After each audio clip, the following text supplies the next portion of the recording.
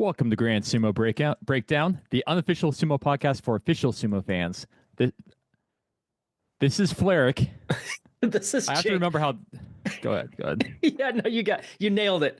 Nailed it. That'll bother Ryan so much that you got it. You got it right on the first try when he's missing. Wait, speaking of, who else is Speaking with of, us? yeah, this episode's dedicated to the memory of Ryan and Mac, who had other Rest plans. in peace. Yeah, rest in peace at your relative's house. Instead, joining us today, we've got a couple special guests. So I'll let you guys introduce yourself. Nathan, why don't you start off? Sure. I am Nathan with Honu Sumo Club in San Diego, California.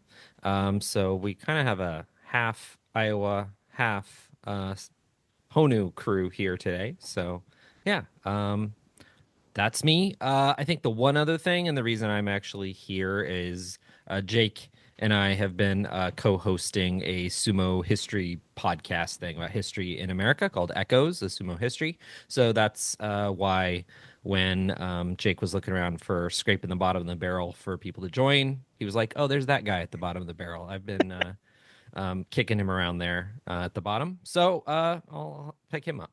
No, So it's been great to get to know you over that project. I would recommend it. It's on I think JJ's been posting YouTube and Spotify at the same time, but yeah, that podcast Echoes has been a lot of fun. Nathan's the lead researcher on that, and JJ from Honu Sumo and me are his co-hosts. And so far, we've studied the history of sumo in Southern California, and lots more there than I would have expected, and it's been fun to go through.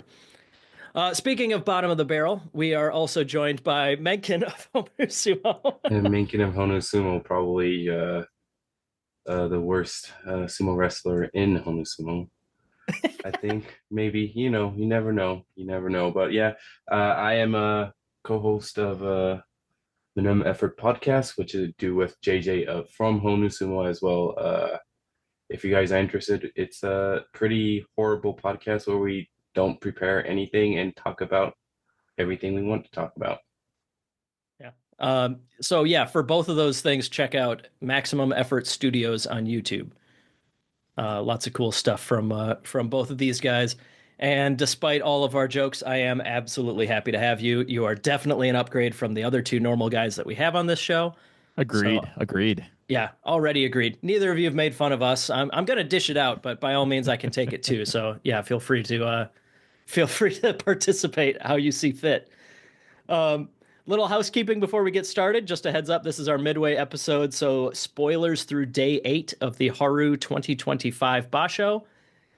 We did have a couple new people join our Patreon since our last episode, so really appreciate you guys joining in. And as is customary, when you join the Patreon, you get a personalized, special, one-of-a-kind compliment from the GSB crew. So we're going to start off with Thomas F. Thank you for joining us on Patreon. Thomas is such an amazing sumo supporter that he actually has spoilers through day 9 of the Basho. Pretty impressive, yeah. We also have, sorry if I butcher the pronunciation, Barajas Eli. Next time Mac and Ryan bail on the podcast, you will be the first one I call. We also got Skip Shelley. Next time Mac and Ryan bail on the podcast, you'll be the first one I make Flyric call. What? And Morgan Labita, I should have called you instead of Mencken. And Vanessa. Hey. Oh, man. Vanessa Roa, if you were a Yokozuna, I would give you the respect you deserve and not henka you like a scumbag Chiyoshima would. Oh, yeah. That one's on the outline for later. Don't you worry. Speaking of fun items on the outline, Nicholas Monticelli, if I was flipped out of the dohyo like Ura was on day 2, I hope it would be your eyes I was caught gazing into instead of Ichi Yamamoto's. That was really funny, and I hope you guys all saw that because I want to bring it up later. But last thing that was day 2. That was hilarious. But before we get into our Yusho race, as is customary, we got a quick amateur sumo update. The big one, 2 weeks from yesterday, will be nationals. U.S. National Championship will be in Buda, Texas, hosted by Dark Circle Sumo on March 29th. I think me and Nathan will both be there. Flyric and Mencken just don't care enough about sumo to go, so I guess we'll have to have them miss it, but that's okay. True. Yeah. We do have quite a few other events after nationals. That's obviously the headline that we've been keeping an eye on. But after nationals, 2 weeks after that, there will be the Rain City Open in Seattle. April 25th and 6th will be the Rollertown Showdown in Dallas. That one has, I believe they've secured Gagamaru for a third year in a row coming out there. So they do like a training day and then a tournament. Saturday, May 10th is the US Sumo Open. This is their 25th anniversary tournament, so congrats on that. Their first annual tournament in New York is the Empire Cup. That's a week later on May 17th. So congrats to New York Sumo Club on their first event. Also to Rain City Sumo in Seattle. This is their first major event that they've put on too. So yeah, lots of old and new events coming up. Lots of cool stuff. The second annual Sakura Cup is May 31st. That one's in Nashville, Tennessee. And we have the East Coast Thunderdome, the pound for pound coolest tournament name so far. That is in Raleigh, North Carolina, June 20th through 22nd. So this is a tournament to cap off a training camp weekend. I think this is the second year that they've explicitly done a multi-day camp in North Carolina, in main part between nationals and worlds, to get the worlds team together as much as possible to get some extra training before going to Thailand. So is it a multi-day tournament or just kind of a training camp with a tournament at the end? That's my understanding. Multi-day training camp, tournament at the end. Okay. It would be kind of cool if they did like several matches per day were official or something like that, like a Basho, and had it at the very end total up the scores or something. I would like that. Either way, check those out. I have been plugging sumo411.com for a number of years, but now that we have some competent and active leadership in the USSF, ussumo.org, the official homepage for the Federation, is updated with all of these events. So you can make that your one-stop shop. You updated? Oh, that is me. You're right. Oh, man. All compliments to me on that organization. No, Mencken. He was talking about competent people, so it can't be himself. Right. I am among competent people. How about that? Me and competent people. Okay. Have been doing that. Yeah.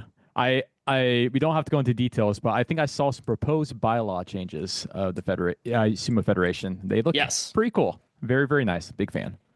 Yeah, the bylaws has been a very touchy subject for the last couple of years. It has led to several longtime sumo people not doing amateur sumo anymore, and hopefully this is going to fix that. We're kind of removing, hoping to remove it. All depends on a vote, but so far it's been very popular, removing a lot of the crummy things that have been barriers to being involved in amateur sumo. So.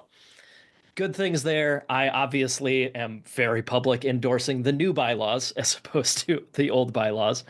But yeah, so amateur sumo, we will have our recap episode before nationals, but then after nationals, there will, as always, be some sort of recap episode.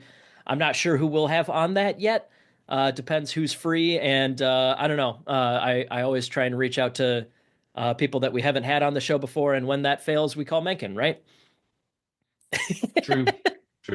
Yeah, No, I won't even be there, and I won't even be doing commentary this time. So No, last year was great. The Nationals in San Diego, me and Mencken were on commentary, and then we did a recap afterwards with Sensei Seth. That was a bunch of fun. That was a good one. All right. Anyways, now that we have our fifth host on the show here, we have one of Nathan's many cats. Is this the troublemaker that knocked out your plugs last time we were recording? No. This is the one that just sits on my lap and purrs at the mic. Gotcha. The gentle co-host. Got it. Well, and he's petite, whereas the other one's a 20-pound goofy monster. So yeah. All right. Well, with that, now that we do have the polite cat co-host, let's get to the Basho. We're going to start off. Let me just read off the people that are still in the Yusho race. We'll talk about, we got 3 guys with 1 loss, 3 guys with 2 losses, and 10 guys with 3 losses that are still very much in the hunt. But right off the top here, leading the way at 7-1 are Ozeki Onosato, Maegashira 4, Takayasu. Maegashira 14, Churanoumi. Right behind them with 2 losses, we have Maegashira 6, Takeru Fuji. Maegashira 7, Tamawashi. And Maegashira 11, Meisei. So what do you guys think? Should we start talking about who's on the list, or should we start by talking about the very notable absence from that list? Notable Let's start from who's that? Oh, I don't know. Maybe our new Yokozuna who lost on day 1. Oof. Yeah. Yeah, I know. Abi. That's going to be tough. Abi's going to Abi. Abi's going to Abi. Mm-hmm. And naturally now he is a little ways out of the Yusho race after that day 1 win. Classic Abi. Oh geez, this whole time I was like, are you guys going to talk about things that I have strong enough opinions about? And I'm like, oh man, you hit Hoshoryu, Yokozuna, and Abi right away. And I'm like, oh yeah. Yeah. That's the top story in my opinion. So yeah, why don't we start with that? Let's just talk about Hoshoryu first. He's sitting at 5-3, which is obviously above 500, but that's not where we wanted to see him. Yeah, Nathan, why don't you start us off? What are your thoughts so far on Hoshoryu? So I have not liked Hoshoryu's sumo in the past. Like, he hasn't seemed kind of like emotionally or psychologically centered enough, and I think that's been behind a lot of his bobbling around through the Banzuke and slow climb up. But the last year has been really good, and like I think he's shown a lot of maturity and growth, and his sumo is far more disciplined in the dojo. And so I've been really impressed, but I think it was premature. I mean, I know I'm not alone in that. Mm-hmm. I know. I feel like it's a setup for the poor guy. I don't think he's gonna be like a dominant Yokozuna. I mean, and I guess if the JSA is willing to pay out Kinboshi stipends to people for a long time for beating him over and over again. I mean, it looks like Takayasu is going to rack up a lot of, money. He might not retire till he's 45 because of that. Yeah, with his career. Yeah, let's see. How many does he have overall? The Tamawashi special. Don't retire until you're in your 40s. Yeah, exactly. Takayasu has 6 Kinboshi in his career, and I don't think... No, that does include this one. Yeah, it does. And his record against Hoshoryu is impressive. Let's see. He is Hoshoryu's kryptonite. Mm. Oh my god, I knew he was, but I didn't realize it was that bad. Yeah. It is 1-9 in the ring. They have each had some fusens against each other, but in the ring, actual competition, it's 1 win for Hoshoryu back in mid 2022, and the other 9 are Takayasu. That is, man, he just needs Akachikoshi so that he can stay in range to get another one next time. Yeah. So Takayasu may just be going like, all right. Yeah. I haven't had any catastrophic injuries in 5 minutes, so I might as well stick around and get paid some more. Mencken, what are you thinking so far? Are we worried at this point, or is this just a speed bump? What do you think? Oh, I mean, if you think about last Basho, didn't it end up kind of like it is now? Like he lost like 2 early on and then lost 1 midway, like what, day 10 or 11 or something, and just came back from it to win the whole Basho? He was 6-3, and then he went undefeated the rest of the time. Yeah, so I mean, I still think it's possible. When he's won this Basho, he's been good. I don't think it's been like any kind of like lucky or anything like that. So I think he just needs to step his game up, and hopefully he at least is in the Yusho race. Mm-hmm. Bare minimum, right? Yeah. He's a Yokozuna. He should be. What you thinking, Flyric? Yeah, it's I think definitely. I think he's still. What is the definition of in the Yusho race? Like 3 off is probably still in there, right? At this point. Yeah, I would think so. Yeah. Okay. Well, he's 2 wins behind, but yeah, he's got 3 losses. So like best case scenario is a 12-3 for him, which is still like a mediocre Yusho if that was what it was, you know. If he takes another loss, he's for sure not getting a Yusho, but he might still be like, I don't know, 11-4 is still like respectable, I guess. But he's really got to go through his hardest matchups with basically no mistakes here. Yeah, if he wants to win the entire thing. But I think we're forgetting that he had elbow issues coming into this Basho. So it's like he's still kind of dealing with not 100% like Hoshoryu. So I'm still giving him a little bit slack. I do think, speaking to like Nathan, like his kind of composure, like in the last year, and especially I think this kind of Basho, he's trying to kind of live the Yokozuna persona. And I'm kind of picking that up a little bit. He's not exactly getting that in the ring all the time, but like there have been a couple matches where he just kind of looked very, very dominant. But then, Takayasu is going to Takayasu. It's kind of tough. So, but I still think I'm liking what I see. I think he can build upon this. Go ahead, Nathan. And I just want to be clear, like I'm rooting for him. Like I want him to be successful. I just think the promotion was a little like desperate to have a Yokozuna, and you don't have to have a Yokozuna, but that's all. But I'm rooting for him. I do appreciate that you have the opposite opinion, because I think everyone on this podcast kind of felt like it was definitely okay, but it's there's definitely a other side that people kind of disagree with that. Yeah, I do have one question, Nathan, because you said you didn't really like kind of the head game of Hoshoryu, like kind of in the lead up most of this Basho. What do you think of the Gonoyama and Hoshoryu, where Hoshoryu didn't want to put his fist down first? So like a year ago when they started that like weird little petty rivalry. I don't know if you remember that. I'm curious what your thoughts are on it. I at first I thought you were talking about this Basho, and then I was like, oh, that one from like a year ago. Like, oh yeah, I remember that. Yeah, that kind of thing. But it was mainly after the Tachi, he just seemed like desperate. So he would kind of overextend himself, and people would be able to kind of take advantage of that in a way that, like it's, I don't know. Before I started doing sumo, I just made fun of the whole, my style of sumo thing. But then once I started doing sumo, I understand that's both a physical and a psychological thing. And I think for him, the psychological thing is learning is he's a guy who needs to calm down from being amped up, from being fired up.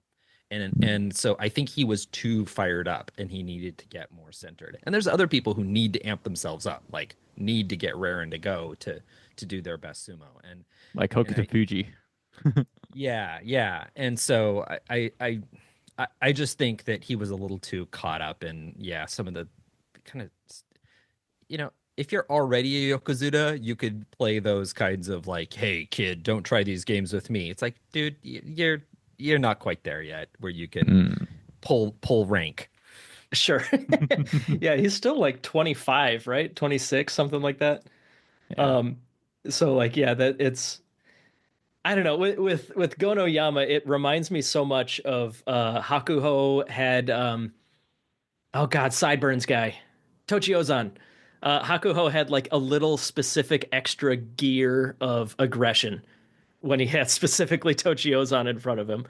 So like I know we've made that comparison on this show before about like maybe Gonoyama is the guy that Hoshoryu has like just that little extra oomph when he wants to kick some ass.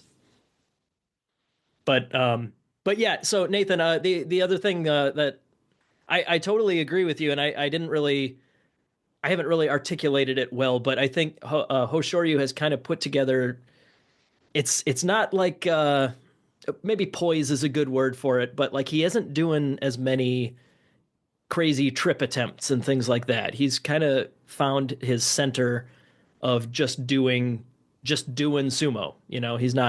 He doesn't resort to a bag of tricks nearly as often, and that has led him to greater success than he's seen before. But yeah, the general opinion on GSB has been that they told him if you win a Yusho, you can be a Yokozuna, and he did it.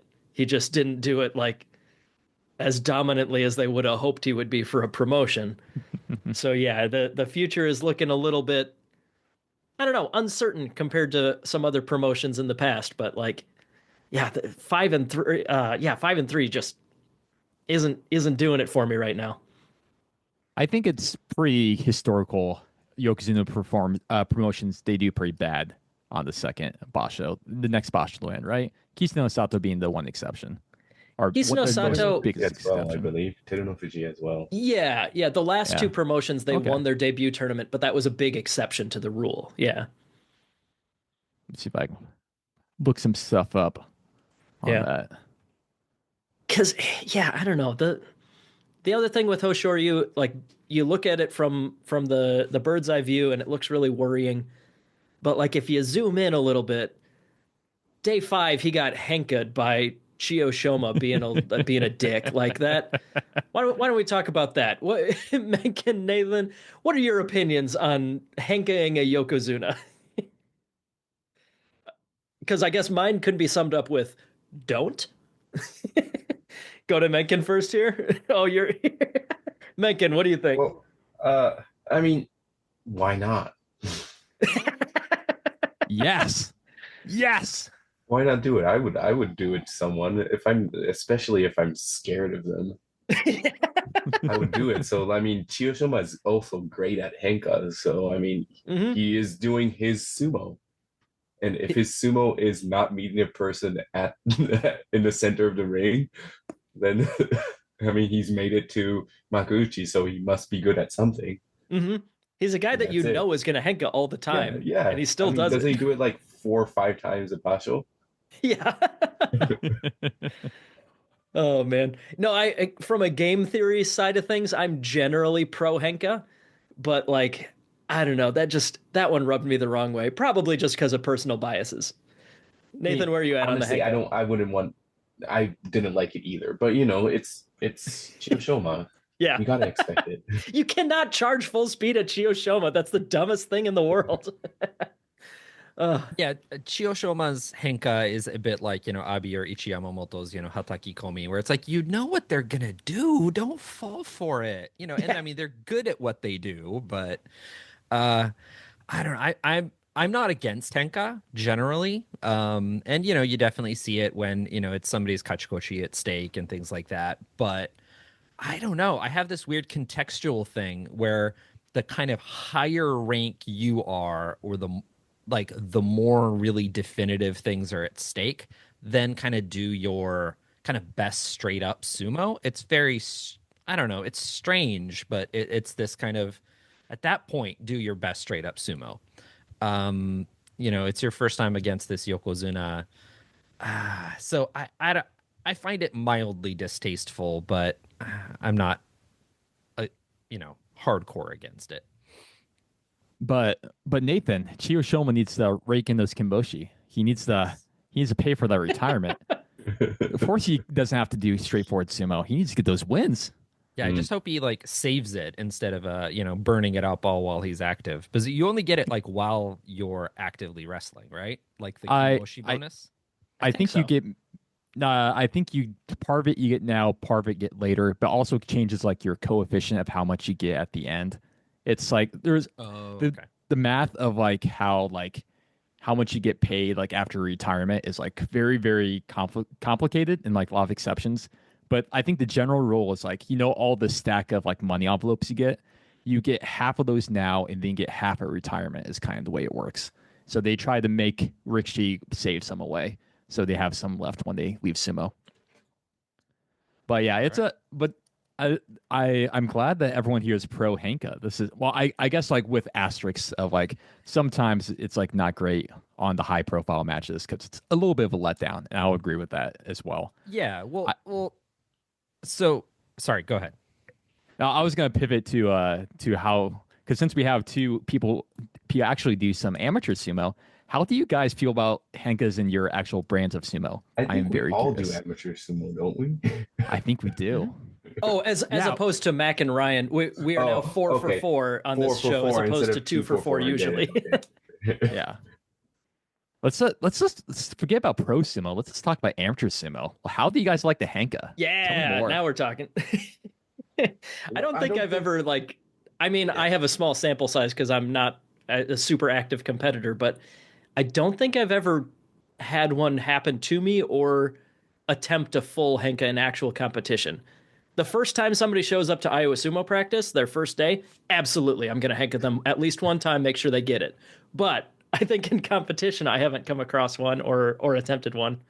Mengkin, have you? No, I don't do henkas. Mine is the Mengkin special where I kick people on their shins. Okay. Yeah, I think Did I do that to you, Nathan? Of course. I did. I think I've kicked. I kneed JJ in his knee a couple of times. Yeah, that Yeah, happened at Keiko last week to JJ yeah, too, and his yeah. wrecked knee too. That was the problem. Was our whole club just laughed, and we're like, "Oh, I mean, and are you okay?" After about a you gotta minute of hurt someone, laughing. right? You gotta Yeah. hurt. If you're not hurting them, it's not sumo. Yeah, and for JJ, it's like your joints are already gone. Like it's just Exactly. it's a meme at this point. Exactly. Poor guy. I am ridiculously susceptible to henka, and I'm not kind of against it, especially in like keiko. Like in practice, do that sort of stuff because people need to get used to it, and because it points out, that you're getting too low or off balance and too far forward. So in practice, absolutely. And afterwards, I'll try not to drop any F bombs, but it's just in my head. I'm like, you mother. Okay. It's okay. But then I have to be like, oh no, let that it was my fault. flow. And but in competition, yeah, it's a similar thing where it's kind of the more is at stake, the more I think it's kind of a respecting your opponent thing and respecting your own sumo. I think that's where my big asterisk is, and the more you should have respect for your opponent, and the more you're like, you know what, I'm gonna do the best straight up sumo. That's where I'm like, don't do a henka there. I think the point of a henka is, I mean, of course, it's to beat the opponent, but someone that is good at henkai knows who they can henka. Right? That's the point, because you watch your opponents, you see, this person's coming out straight out and he's not stepping out, then you can henka them, right? Or they're going head down instead of facing forward. So yeah, I think that's one thing why I really kind of appreciate the henka, because I think it's kind of the self-balancing thing. Because it's like for the people who want to just put head down, like worry about like charging as fast as they can to the other person. It's like I think it's kind of like giving something for the other people who just can't do that or don't want to do that. They have another option. So you actually have to kind of go with some amount of control into the tachiai. Yeah. It's kind of because otherwise you're just going to get henked. So and in pro sumo, I remember THRU and Onosho were two guys that I always thought of that had too much gas pedal, not enough eyes open, seeing what's in front of them. And that's not just because they had fast tachiais. There's plenty of guys with fast tachiais that I wouldn't worry about. Like Hiradomi is not somebody that I would do a henka against if I was facing him. His tachiai is lightning fast, but he's also not somebody that I would expect to get fooled as easily. But yeah, guys that just put all in and go straight forward, head on. Maybe Takeru Fuji is somebody that could be susceptible. I don't think we've seen it much, but like he's a guy that at least in his first Basho, the one that he won in the top division, seemed like he had no breaks whatsoever, no hesitation. Maybe I don't know. We can talk more about the Ukrainians later, but I think both Shishi and Aonishi are both kind of head down, no plan B kind of starters. But yeah, it's I don't know. Hoshoryu getting caught by it feels like a bummer because he's not one of the guys I would have put in the bucket of potential henka victims. He wouldn't have been near the top of that list. So kind of a bummer. What's up, Nathan? I think one of the differences with that super fast tachiai where people aren't susceptible to the henka, and that's where Takeru Fuji comes into it, is he's so fast on his feet. Where somebody can go jump sideways on him, but he can pivot and then use that to his advantage and blow the person out. So sure. I think that's one of the key things for like Takeru Fuji and why it doesn't work that well on it. He's so fast on his feet. Yeah, good footwork. Who was it recently said like they didn't know how bad their footwork was? Was it Onosato? I think there was some kind of quote like that. I hope it was Onosato who said that because I hope that that's something he's working on. Yeah, I don't know. I feel like that's something Kisino Sato would just kind of say, "Hey, yo, your footwork worked. What the fuck?" Yeah, you got to. Yeah, let's get some fundamentals going on here. Yeah, but no, but I guess to wrap up my thoughts on the whole Hoshoryu of it all, I agree it's a little bit disappointing, but it's also kind of like welcome to the Yokozuna life. Everyone's going to be coming for you. They're going to throw out the stuff. And to Hoshoryu's defense, he almost survived it. Like he got an arm on that belt, like, and he stayed in, but it's like he just didn't have enough to kind of get him over the edge. So I think he's still kind of a work in progress with that. He's still kind of figuring out like how everyone's gonna be trying to get the top guy now. Everyone wants to get that reign of like Zabuton, those pillows down to get those Kimboshi. So I think he's gonna pick it up. I think he has the body. I think he just has to kind of get the everything else kind of figured out. Settle it down, not let Abi get under you on day one.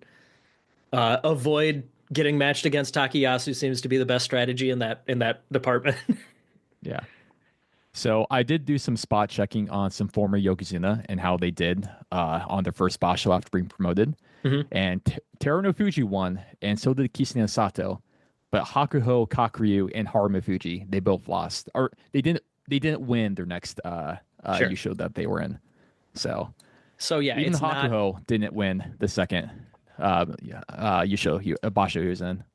I feel like that's not because they're not good, it's because who was above them. Because Hakuo's promotion, Asashoryu, was still there. Yeah. So I think it's a fierce competition that forces them to not win. Whereas right now, Hoshoryu doesn't really have competition, does he? I mean, the Ozekis are meh. Everybody else is a meh. So like, we've kind of been in that era for a little while, and I think Teru no Fuji was the thing stopping us from being in a full chaos era. And I think Hoshoryu stepping into that top slot doesn't necessarily take us out of the potential chaos era storyline. So yeah, we'll see how that goes. Do you guys? Last question on Hoshoryu: will he finish the Basho? Do you think there's anything? Well, barring catastrophic injury that can happen to anybody, do you think he will pull out? Like, let's say he loses another 2 or 3. Will he pull out or will he finish it? I see Nathan, you're shaking your head already. I think he'll finish it. I think he'll finish it unless his elbow gets cranked by somebody, or like his right arm is all wrapped up, or I think barring injury, I think he'll finish it. I think it's just he has to. It's his first Basho as Yokozuna, so yeah, like serious injury, he would just, even if he makikoshis, I think he's going to stay in. I don't think he will makikoshi, but sure, he will stay in. Doesn't matter what happens, other than breaking his neck or something. Sorry. Yeah, and that's why I put the question in here. Was I know there was pressure on him, and he had a quote before the Basho where he said, "No matter what, I will finish this Basho," which I don't know, that the fact that he had to say that made me a little bit worried at the moment. But either way, a Yokozuna at 5-3 is definitely something that in the past I would have been like, he might pull out any day now. But yeah, I think the pressure's on for Hoshoryu. He's doing fine, I guess. It's not terrible. Like if he was 3-5, maybe we'd have a little bit longer discussion on it. But yeah, that's good for now. Let's move on from Hoshoryu as the potential headliner here. Let's go back to our guys that are in the Yusho race. We've got Ono Sato, Takayasu, Churanoumi, all at 1 loss. Which of these? Let's play the game that Ryan likes to play. We'll play F, Marry, Kill Sumo Edition. So which of these 3 guys? I thought you were going to do pretender or contender, but I guess we'll get to that when we have like 10 different people to cover at 3 losses. But for this first group, Ono Sato, Takayasu, Churanoumi, who is of these 3? Who do you think will win the Yusho? Who will get a Kachikoshi? Who will get a Makikoshi? And I kind of feel like I read them in the order that's going to happen for my picks. Does anybody disagree that Ono Sato is most likely to win? Takayasu still probably get a Kachikoshi. Churanoumi probably a Makikoshi if you had to pick? Yes. Less exciting of a game than it is sometimes, but all right. What's up, Flyric? I think the most interesting question is Takayasu. Is he actually someone who we think can like pull it off? As a guy that's been a Takayasu fan for this long, no, of course not. But I think he might get 8 or 9 wins. Jake, you shut your mouth. I want to hear what Mengkin. I want to hear what Mengkin has to say. Doesn't he have like a bunch of junior shows? Like, If you can look that out, I mean, Like he's 6. capable of contending for it. He's just not capable of winning it. He That's always true. slows down towards the end. So like, I mean, I guess it's today was Nakabi, so the end is coming in. So that means he's probably going to slow down. The word you're looking for is nigh in that context. Yes. Mm. We For extra are doom. at the precipice, looking at the graph going back down. Yeah. No, he's got 8 Junior shows. Yeah, Yeah, that's quite a bit of junior shows. If he was in the 70s Tahaguro, who was that the Yokozuna that got promoted Futahaguro, with yep. Yeah, then he would have been promoted to Yokozuna. There was legit an argument where 30 years ago he could have been promoted because he did get consecutive Junior shows as Ozeki in 2018, and I remember that's when I first like dove super deep into how do you get promoted. Because God, oh, it was so close. So close. Nathan, what do you think? Is Takayasu a threat to win it? I wish he were, because I do love him. Partially it's just the hairiness and that affinity and him being older. But I really would like. Yeah, that is pretty much my. I think Onosato's gonna win it. I mean, not 100%. Nothing's 100%. Certainly of these three, though. Yeah, and then I think Takayasu, I would love for him to win it. Like that would make me so happy. And then Shiranomi, he's doing great. Like he's really showing good sumo, but at the bottom of the Banzake, and they're gonna start putting him up against the big boys the last few days, and it's gonna be hard. It'll be what it is. That's Shiranomi. Yeah, I think this is more so than almost any group of 3 I could have picked. There's one very clear, oh, that's just the Maegashira who happens to be doing pretty well so far. Yeah. I think I agree with both of you where Takayasu, there's no chance. There's a little bit of a chance, but I just can't believe it. It's not going to happen. We'll see if it's Onosato, but I think Takayasu is not in it. It's that just tiny feather of hope that's just enough to keep my heart rate up when it's Takayasu's matches. But either way, he's 3-3 against Kotozakura and 1-0 against Onosato. His technically highest ranking, toughest matchups remaining. So I don't know. Let's move on to our group at 2 losses. This will get slightly more interesting, I guess. Of the guys that are 6-2, who's most likely to win the Basho, who's most likely to just get a Kachikoshi, and who will get a Makekoshi. Our 3 guys are Takeru Fuji, Tamawashi, Meisei. So Nathan, I appreciate the heads up. Go grab your Tamawashi towel here. But yeah, let's start with you, Mengkin. Takeru Fuji, Tamawashi, Meisei. Who's actually a threat to win it? Let's add this a little bit instead of Makekoshi, because at 7, was it like what? They're at 6-2 here.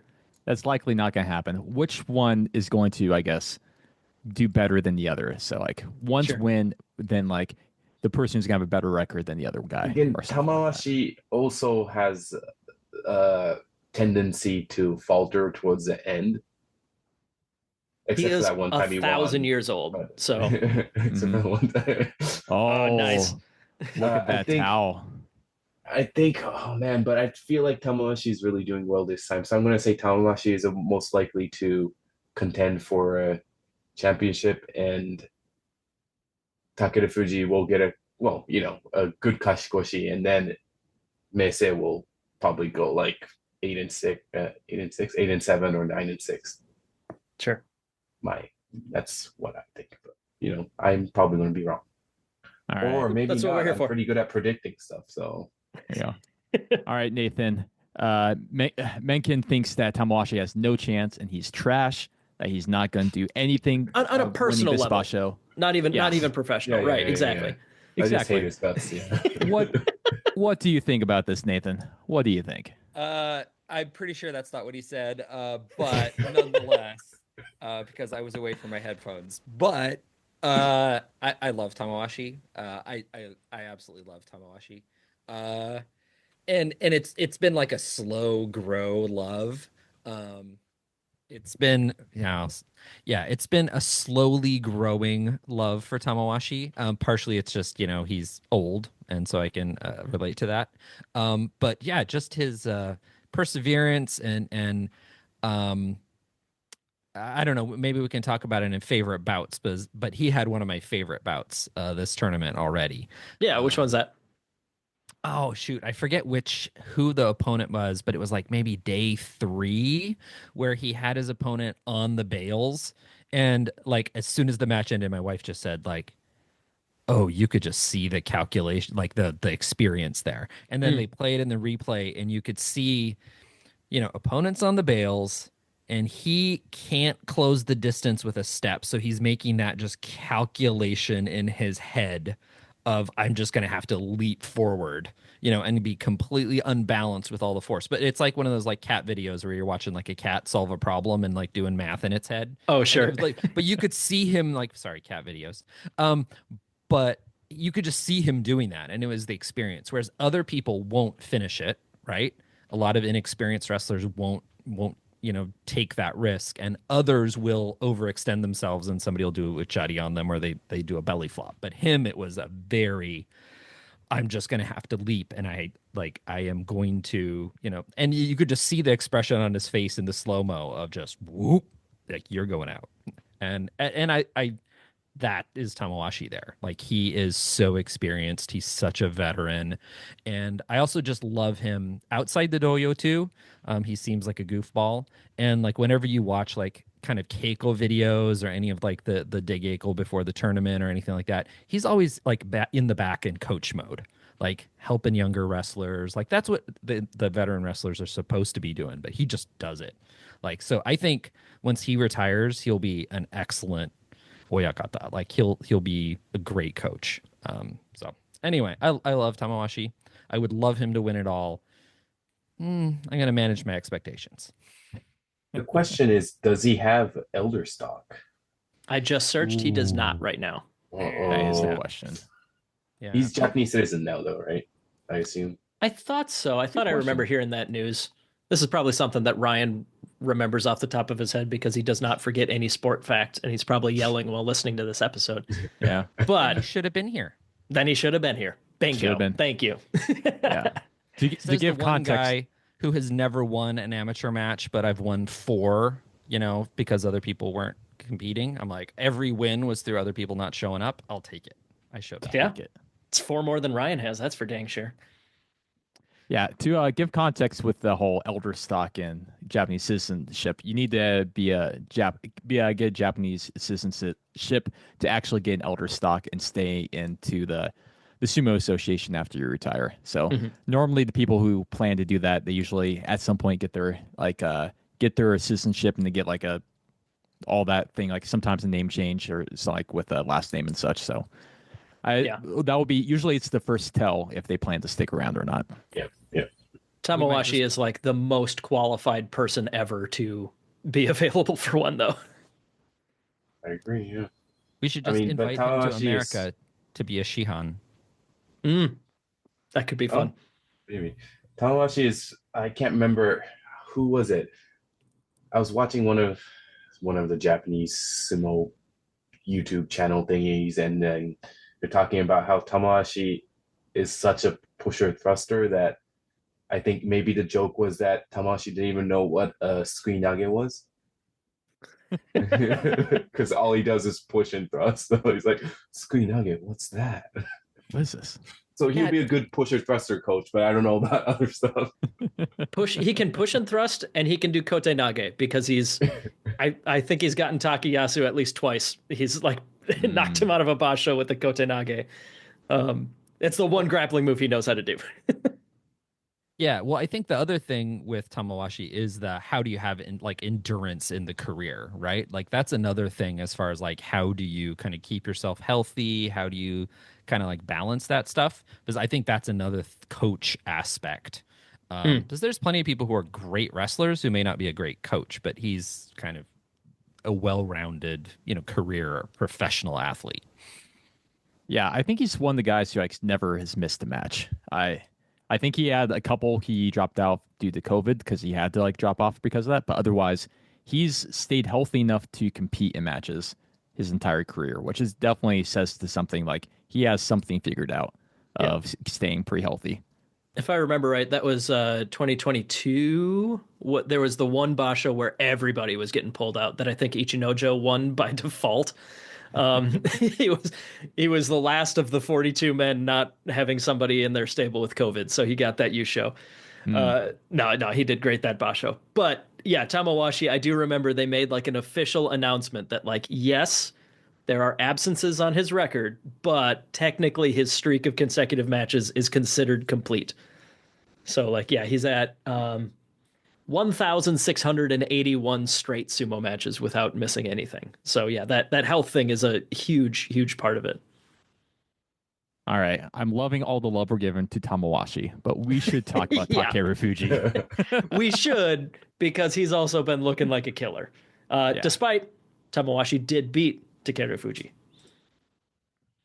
So yeah, what do you guys think about Takeru Fuji's performance so far at his?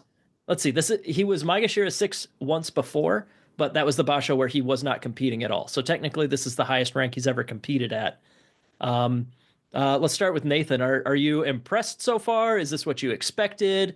What are you thinking about Takeru Fuji so far? Yeah, I think healthy Takeru Fuji is fantastic. Like he's super impressive. Whenever he's healthy and he doesn't, what was it, ankle injury, right? Ankle, yep. Yeah. So I'm not surprised. He's very good wrestler. Yeah. So I'm happy, not surprised. I'm glad he's in the Yusho race. If he wins another one, that would be great.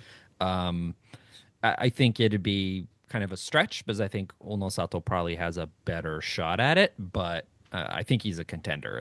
It'll make things interesting at the tail end of the Basho.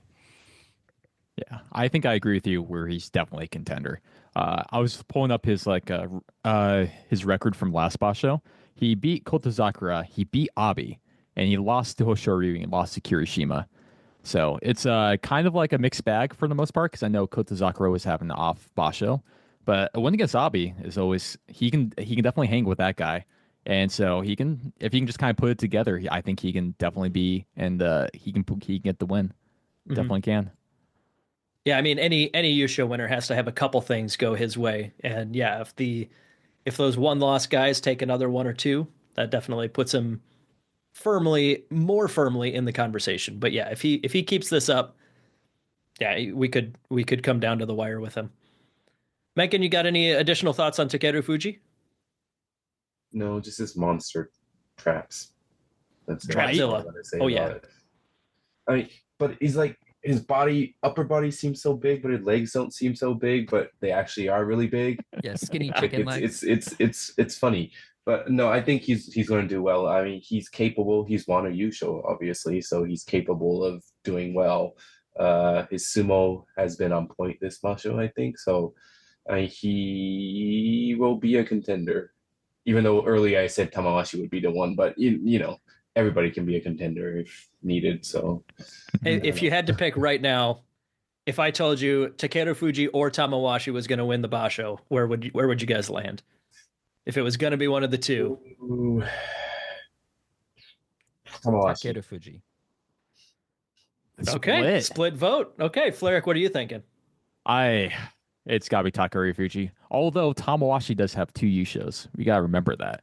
Yeah, I was going to bring that up. We had not mentioned that yet. Tamawashi is like absolute top tier Hall of Famer of all the people who have not made it to Ozeki. He's like probably in the single digit top 10 list of all the wrestlers of all time who didn't make it to Ozeki. So yeah, I think I honestly would pick him. I think Takeru Fuji is still a little new and still a little unpredictable for me. But yeah, I'm glad we got people on both sides of that one. That's pretty close. But have you seen his traps though, Jake? His body makes no sense. I appreciate you bringing that up, Mengkin. I don't get it. Based on if you just saw him physically, it's like, oh, that guy must lift people and hurl them into the crowd or whatever. But no, he's primarily a pusher thruster who gets his power from his legs. How does that work? Makes no sense. And I guess Meisei's in this group too. So moving on. Ooh, hater, man. No, anybody got thoughts on Meisei, or does he feel more fluky, kind of like Chura no Umi in the 7-1 group? Yeah, the fluke. What I don't know what the best he's done is 10-5 maybe. I feel like that's the best he's done. I can look it up real quick. Yeah. I like Meisei, but not like, adoration levels. Yeah, it just seems like he's doing his thing. He's a good, versatile wrestler. Nobody should, assume it'll be an easy match against him. He's very competent. There's a reason he's been in Makuuchi for a long time, but yeah, it not fluky exactly, but yeah, I don't see him winning the usual. Yeah, in the 6 or 7 years that he's spent in the top division, he's gotten no more than 10 wins, but he's done that 4 times. Once from Maegashira 3. So potential's there, but yeah, I agree. I don't think it's something that's sustainable. He's a very intense wrestler, and he's pretty fun to watch. He landed a couple cool throws this tournament already. But yeah, when it comes to, do I think that he can win 7 more in a row from here? Absolutely not. He's going to lose 2 or 3 of those, I think. Yeah, no way. Go ahead, Nathan. Sorry, going back in time to Takayasu. Mm-hmm. What's up with him winning by Hataki Komi like almost half the time? This tournament, this special. That's a good point. He's got 3 of those. Yeah, it's very strange. It's pushing and then pulling. It's a good combo. That's how I beat everybody in the UK. By polling? By doing not straightforward sumo? Okay. Well, as we know, amateur sumo in the UK is nothing but scrubs. So I'm going to start that rivalry right here. Well, yeah. I have to defend the UK sumo. They are at where the US was like 6 years ago. Yeah. 7 years ago. So it's upwards, growing upwards. Going upwards. But still, I heard just scrubs. I heard we got that scrub John Gunning out of the Ireland sumo. Oh, finally. Maybe they'll go somewhere now. Yeah. I saw he stepped down to because I guess they're getting more organization. This is the explicit nowadays. Position of Mengkin and Nathan as well as yes. I don't know these people. I'm not gonna jump into this conflict. I'm neutral. I'm not co-signing by being on this podcast. Well, it's been great having you on this podcast, but all right. Well, we're gonna have to say goodbye to Nathan here. No. Unless you hate John Gunning, we can't have you. No, John is like simultaneously like one of our biggest rivals and friends, and we just give him shit back and forth. It's why is that the one that we started out of scratch? We just decided let's just start talking crap about John Gunning on our show and see if he picks it up eventually. Is he Biggie or Tupac? I don't know. I would say Biggie, but if we're talking sumo, maybe that's a compliment more than in other contexts. I don't know. And I definitely don't want to give John Gunning compliments. So, okay. But yeah, I think going back to the Takayasu point, Takayasu he's got that same it factor that Tamawashi does, where he's not going to win every single match by any means, but you're not going to surprise him really. You're not going to give him something he hasn't seen. And generally when Takayasu beats you, he will just lazily walk back to his side as if he didn't do a sumo match, and you're on the ground with your arm on the other side of the dohyo or something. And he just, okay. I think that's probably the worst part about losing to Takayasu is if you beat him, you beat him. But if you lose to him, he does not care about you. You are nothing to him. Oh, man. Okay, so let's see. We got our top 6 guys in the standings here. Ono Sato, Takayasu, Churanoumi, all at 1 loss right now with 7 days to go. Looking pretty promising for one of the 3 and another one of the 3 to break our hearts at the last second, and then one is a fluke. At 2 losses, Takeru Fuji, Tamawashi, we all agree are contenders, but obviously they're 1 loss behind, so they need a few things to fall in their favor. Meisei, probably going to fall off, but good for you, buddy. You're doing okay so far. At 3 losses, we already talked about Hoshoryu plenty, and we don't need to retread that. But we got 9 other guys here that are still mathematically in it. I'm just going to read them off real quick, and then we can talk about whoever we see fit. But we got Koto Zakura at Ozeki, 5-3. Daisho at Sekiwake. Wakamoto Haru is the only other guy in the Joy that's still in it here at Maegashira 1. And then all at Maegashira 9 or lower, we have Haku Oho, Midori Fuji, Onokatsu, Shishi, Aonishiki, and Asakoryu. Which of these guys do you think? Obviously, we talked about Hoshoryu. You know, he's a Yokozuna. He may still be in the race in some way or another. Of these other guys, is there anybody else on here you think has any chance of taking the win? I see Mencken shaking his head pretty much immediately. Nathan, you're struggling to say no? I don't see it for any of these guys. I mean, Koto Zakura's been looking better the last the second quarter of this Basho. And Daisho usually does well toward the end. So like when I used to be more active doing like sumo draft games, I'd often put him as my sub because he'd jump in and do better at the last half of the Basho. Sure. But I don't know. I those are the only ones, but I don't think so. Not for the Yusho. Flyric, what do you think? Yeah, I think we have to kind of talk about Koto Zakura a little bit, but I think my thoughts kind of line up exactly with Nathan of where I think he's better than last Basho, where he's not dropping every single match, but it's there's still just kind of I feel like this is kind of maybe more of a mental thing right now.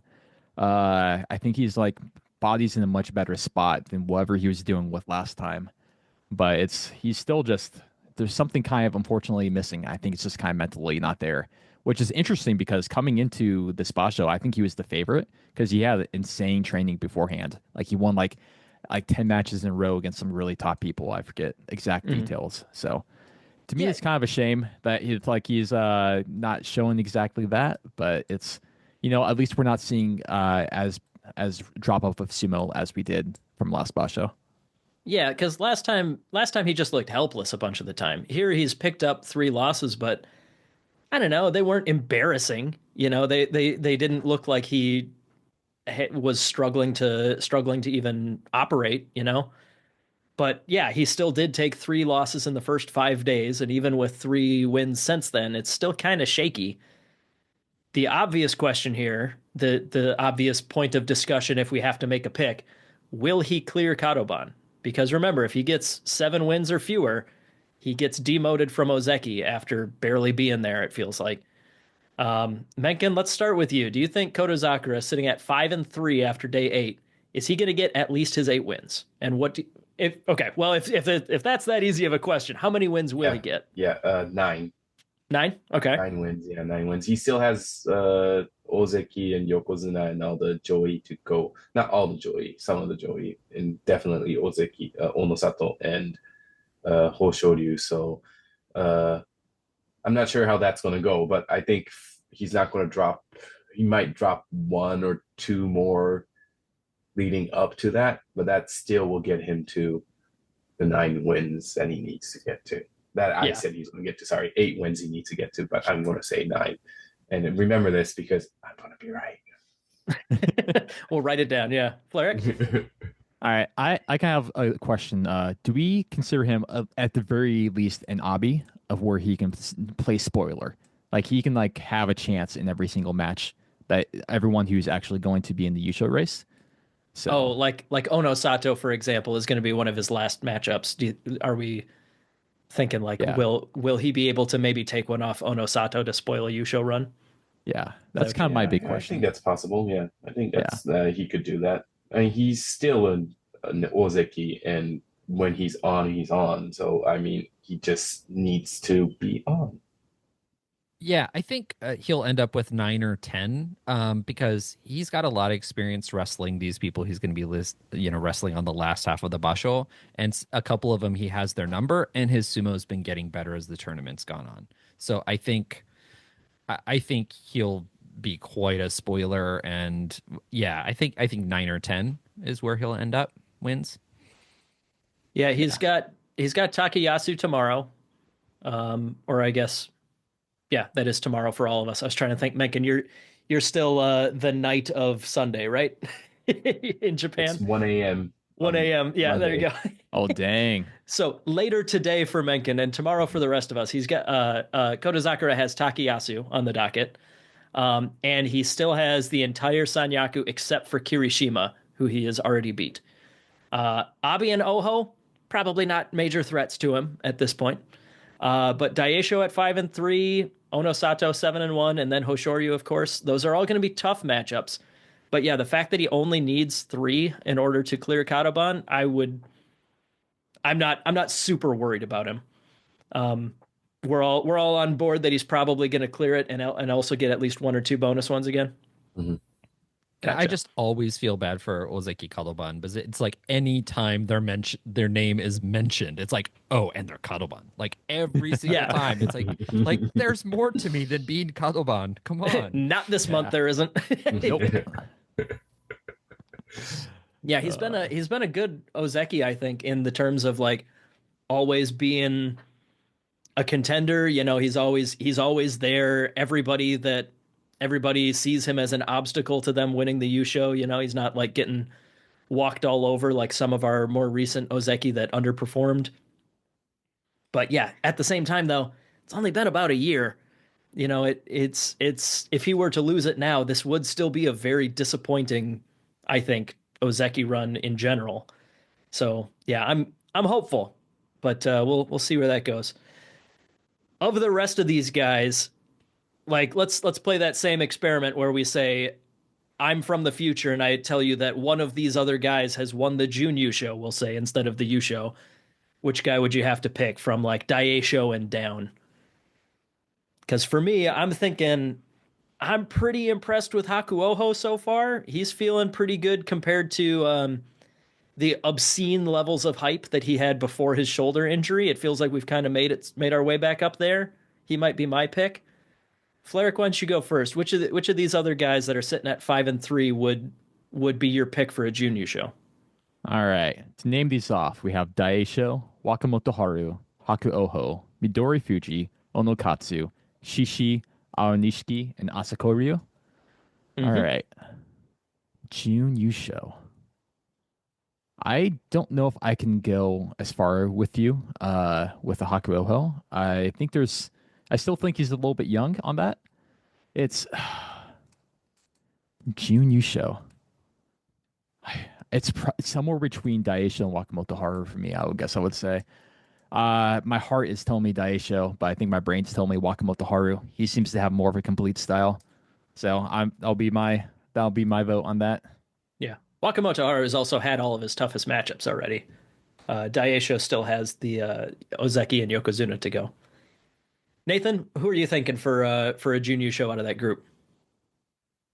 Well, boring. Yeah, Daisho. No, Wakamoto Haru, I think. Yeah, I think you're right.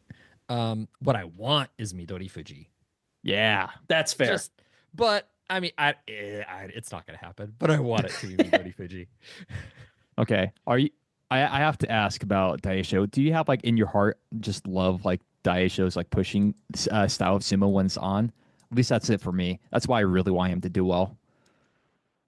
I think there's that. I don't know. I think he puts on a.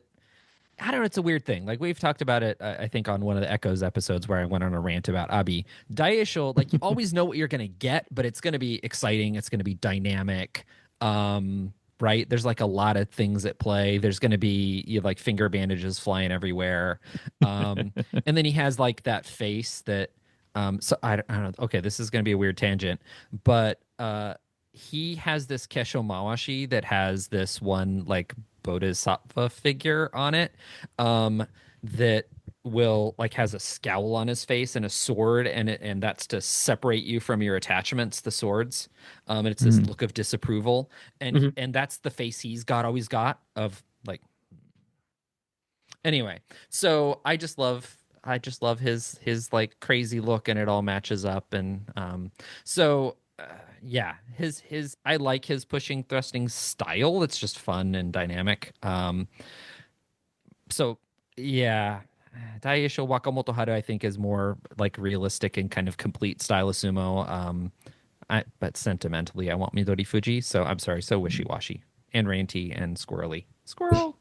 No, I'm with you there. Midori Fuji absolutely seems like a guy who will end his career with a random Junior show and a handful of special technique prizes or something like that. But yeah, you got to root for the little guys. Like it's impossible not to. Yeah. Mencken, who's your pick for a Junior show out of our group here? Daisho, I think. Yeah, I mean he's solid. He's solid is, I don't know if you could say solid, but he's solid with some cushion on top. Yeah, there you go. Exactly. Yeah, so I think Daisho. Yeah. That's great. You're braver than I do. With my heart, I want to pick Daisho. So I applaud you thinking with that. Yeah. I think for me, just so that my vote's on record here as well, I'm going to go with Wakamoto Haru, and I think a big part of that is the strength of schedule, just because he has already had his toughest matchups, and any of these other guys, Daisho is going to have to run through the Yokozuna and Ozeki either way, but some of these other guys, if they do well enough, are going to have some of those tough matchups towards the end as well. When you got 3 guys in the Yokozuna and Ozeki ranks, that means that day 13 is for sure going to be Ono Sato versus Koto Zakura. Day 14 and 15 will be each of them facing Hoshoryu as the last matchup, which means that there are 3 slots in those last 3 days where they got to fill it with somebody.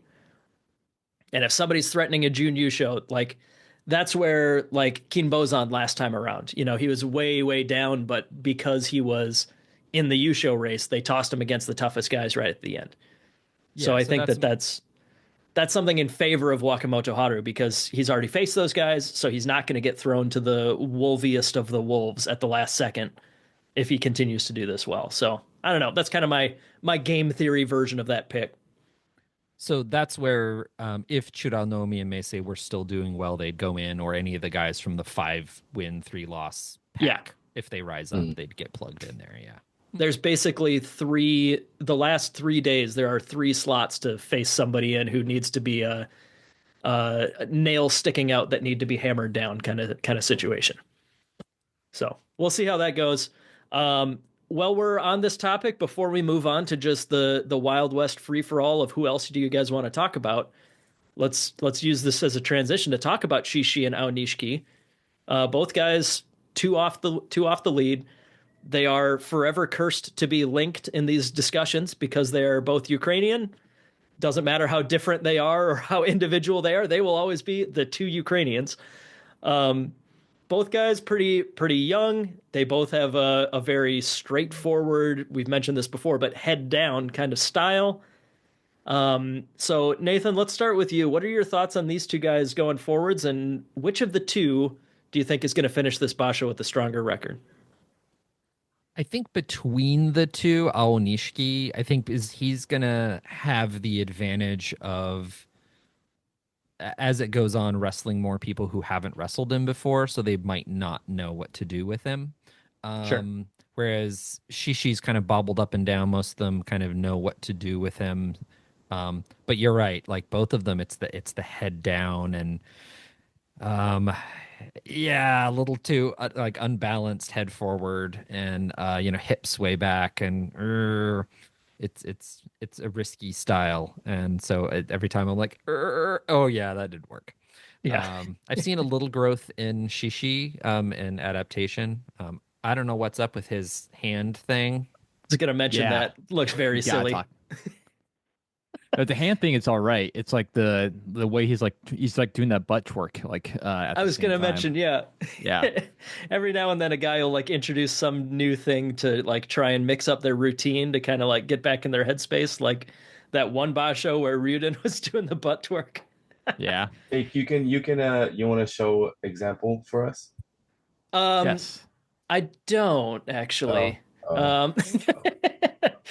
No. I mean, we all know you do it, so we all know you do that weird butt twerk when you do your sumo, right? That's Flair? what the Patreon's for. It's true. You've seen him do sumo, right?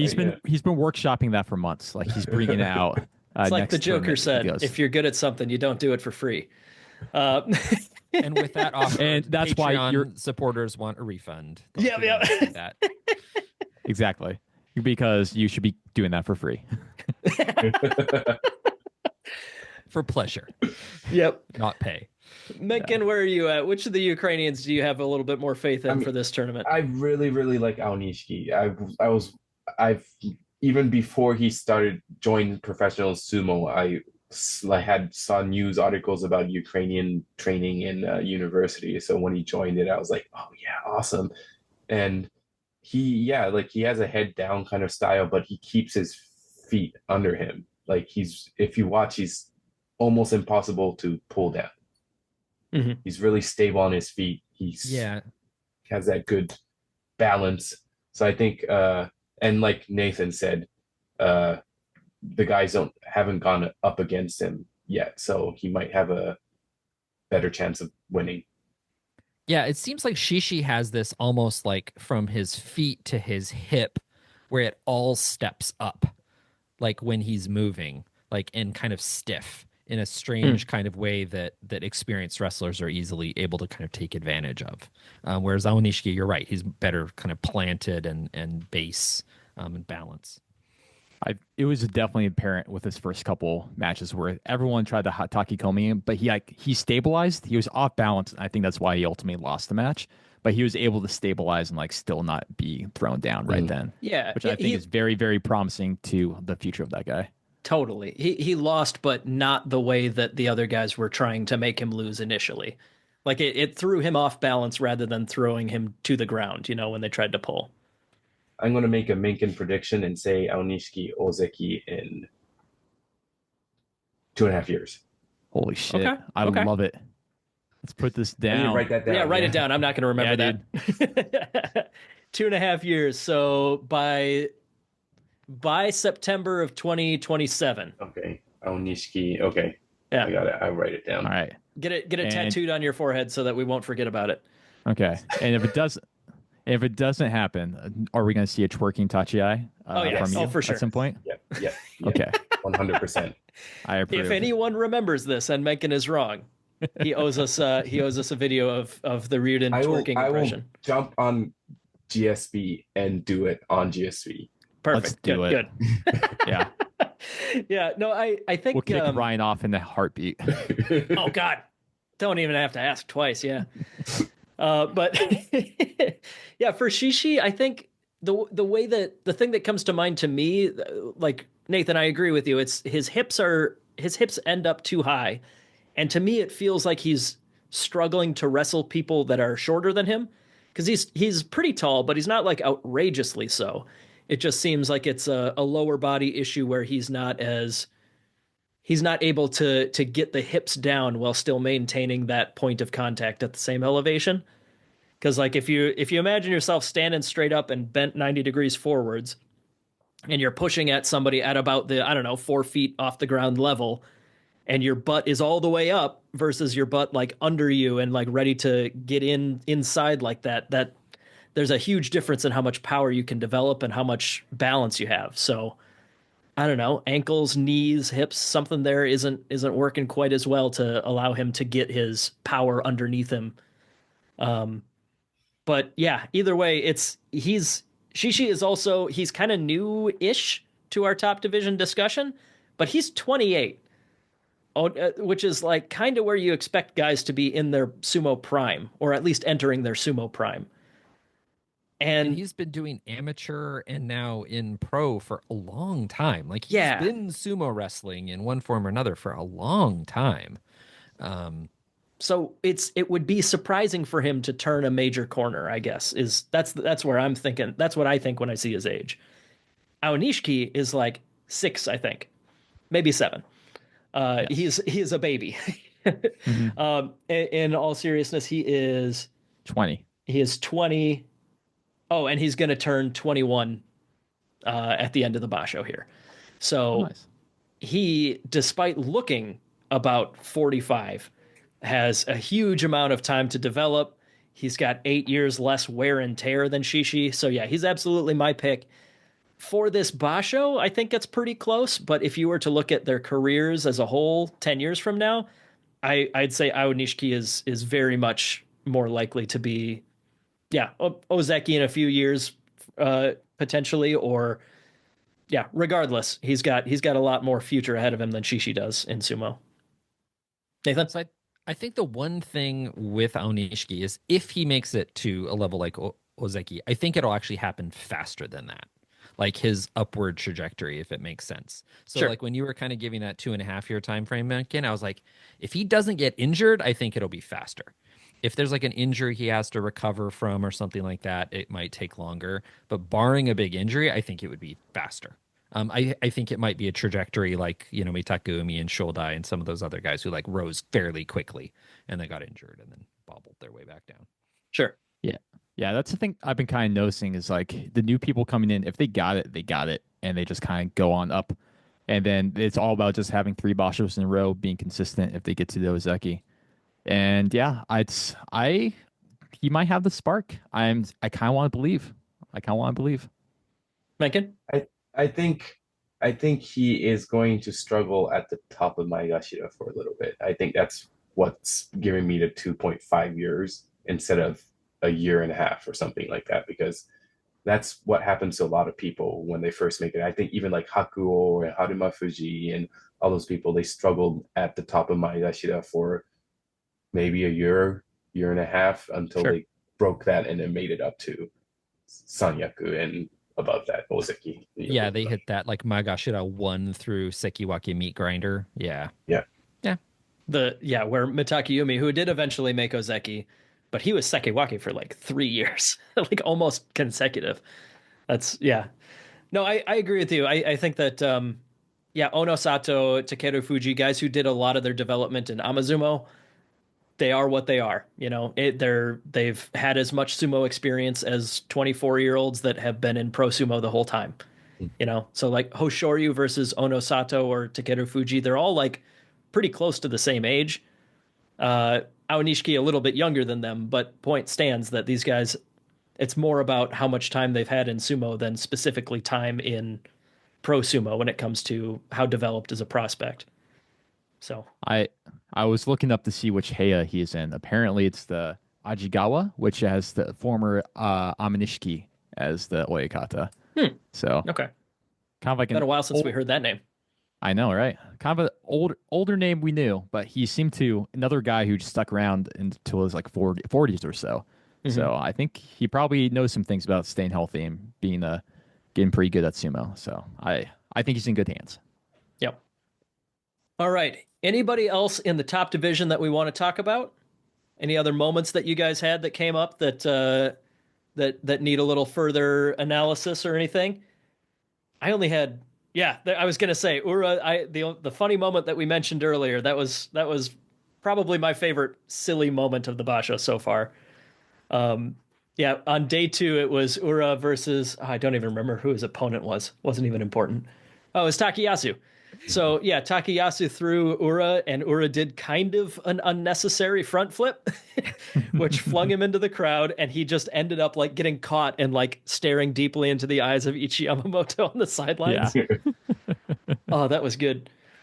Yeah, as my wife put it, that's like everything you love about Ura: unnecessary flips, and then crashing into somebody out below the doyo, and then being like, "I'm sorry, are you okay?" And then like little apologetic head nods and bouncing his way back up like Tigger. Like that's what you love about Ura. He's just so lovable. Sumo is fun. He's just a chill guy. He's cute. He's all of it. He's the whole insane. Package. He's insanely like awkward, but awkward in the way that like attractive people in romantic comedy movies are awkward. It's like not really awkward. It's like adorable, but in a way that you kind of it comes off as it could be awkward or incredibly endearing somehow. He's magic pixie dream boy. Yeah, exactly. Okay. When I'm awkward, it's just awkward and it's bad. But when Ura's awkward, it's cute. What the hell? Yeah. Yeah, when Ura's awkward, he gets a shower commercial of where he's taking a shower. Oh God, I've seen that one. Yeah. Oh yeah. Oh man, if anybody posts a link to that one, make sure to mark it NSFW. Yeah, I highly recommend. It's I'm not sure what kind of shower they're selling, but I want it. But I want it. Buy it. Oh, that's good. All right. Anything else? Otherwise, we can cover some results so far in the lower divisions real quick before we have our break. Let's take a look here. So in JURYO, we have the highest ranked guy that is undefeated in all of Ozumo is the bottom ranked guy in JURYO. Normally at the Midway we have one guy undefeated in the top division, at least one, even if it's freaking Kin Bozan last time. But nobody in Makuuchi or JURYO is undefeated except for Kusano. Never even heard this name before. Do you guys know anything about this guy who's 8-0 from the very bottom of JURYO? Was he Makushita Tsukedashi, right? I think he came in as a Makushita Tsukedashi. So he did. About a year ago, he was Makushita 60. From university. So I think he's supposed to be really good. That's why he's moved up pretty quickly. He's also in the Isegahama Heia, sounds like. And they are a powerhouse. Everybody is from Isegahama. Exactly. The new Dewanomi from the 1920s and 30s. I was just going to bring that up, Nathan. One of the things that we covered in Echoes was at the very, in the early 1900s, the genesis of the current system of Ozumo. There was one Heia. There were a couple random shacks that had a few sumo wrestlers living in them, but the Heia was Dewanomi. Oh, we lost you, Nathan. Great. Yeah, with 200 wrestlers, it was nuts. Yeah. In Dewanomi. Yeah, so that's why Chunko was invented. So, to feed all those wrestlers. 200 people, yeah. Yeah. So, Kusano, looks like he went to Nihon University. Of course. So one of the other sumo as you do houses. Yeah. And he's from Kumamoto, which I have a soft spot for Kumamoto. So, Anyway. There's a lot of folks in Judo that I am not. I usually watch Judo and then go to sleep. So I usually watch it live, just because of the way time zones work. But a lot of new names. It's funny, you look at this the Yusho Arasoi for Judo, and it's Kusano. It's who's that guy? And then Shimanomi. It's oh yeah, Shimanomi bobbles up and down, and then you get Roga. Oh yeah, bobbles up and down, and then oh yeah, Fujiseiyun. That's one of the newer guys, and then Hidenomi. Oh yeah, bobbles up and down, and then Hitoshi, new guy. Who's that? Right. So anyway, a lot of that. Yeah, fully a third of JURYO is either making their debut in JURYO or at their highest career rank. There is one of the running themes of GSB for the last couple of years has been the generational turnover from the Hakuho, Kisuno Sato, Kodo Shokuku, this generation that was the top guys for a decade, and now they're all gone. I think Tamawashi and Takayasu are the last two guys from that generation of headliners. And yeah, JURYO is not slowing down in terms of feeding the meat grinder of the top division that you either sink or swim, and they are providing plenty of chum for those waters. So yeah, we've got like Nathan mentioned, Kusano at the top, only one win behind him, Shimanoumi, who I haven't seen him in a while in the top division, right? It's been a couple years, but he's the sideburns guy, right? I think he's one. I think he's the one I'm thinking of, but he was in the top division from 2019 to 2022 or so. Yeah. So if you've been always following think of someone else when I think of the sideburns, but yeah. Yeah, THRU was always sideburns guy for the first few years that we were watching, but like everybody else that was that age, he is now out of sumo. Yeah, that's true. Yeah, Shimanomi is with the beautiful vermilion Mawashi. But he's been in Judo for a bit. A couple of years here. Yep. But yeah, then Roga, Fujiseiyun, Hidenomi, and Hitoshi are all within 2 losses. So we'll see how that goes down in JURYO. One other notable thing about JURYO is that almost everybody that is a top division veteran is doing garbage. You got Hokuto Fuji, Tomokaze, Kageyaki, Mitoryu all doing terribly. Tsurugisho is 4-4. Yeah, we're in the golden age for the generational turnover storyline. So we'll see how that goes going forwards. But for now, we're going to take a quick break. After that, we'll come back with our GSB belt and our lightning round. You're listening to Grand Sumo Breakdown, the world's #1 sumo podcast, according to 3 out of 4 hosts of Grand Sumo Breakdown. Keep an eye out for our preview, midway, and recap podcasts for every professional sumo tournament and a host of bonus episodes in between. Help support us by joining our Patreon and spreading the word about our show. Every penny we raise is reinvested in improving our podcast. We also help run amateur sumo events and produce the American Sumo newsletter, which you can find on our website, grandsumo.breakdown.wordpress.com. Reach out to us on social media if there's anything you'd like to learn about sumo or if you'd like to try it yourself.